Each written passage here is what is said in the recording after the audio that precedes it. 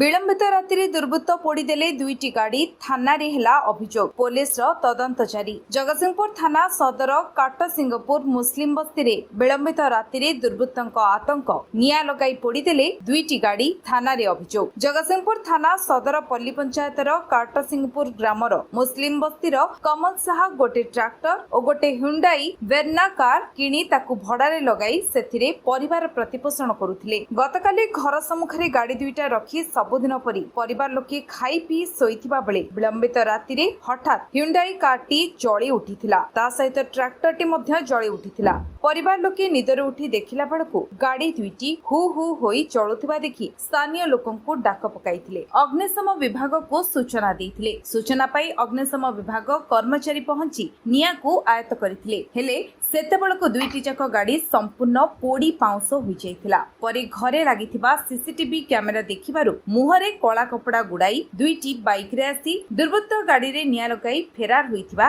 जानिबाकु पाइथिले। जहाकु नै कमल सा ग्रामवासी मानक सहयोग रे जगतसिंहपुर थाना रे पहुंची दुईटी गाड़ी रे निया लगा जाइथिबा नै एक लिखित अभियोग करिथिले। लिखित अभियोग को आधार करी जगतसिंहपुर थाना अधिकारी घटनास्थल रे पहुंची तदंत आरंभ करिथिबा देखा जाइछि। जगतसिंहपुर राकेश कुमार राय सह नावगांव वैष्णव को रिपोर्ट विश्व विजय न्यूज ओडिशा।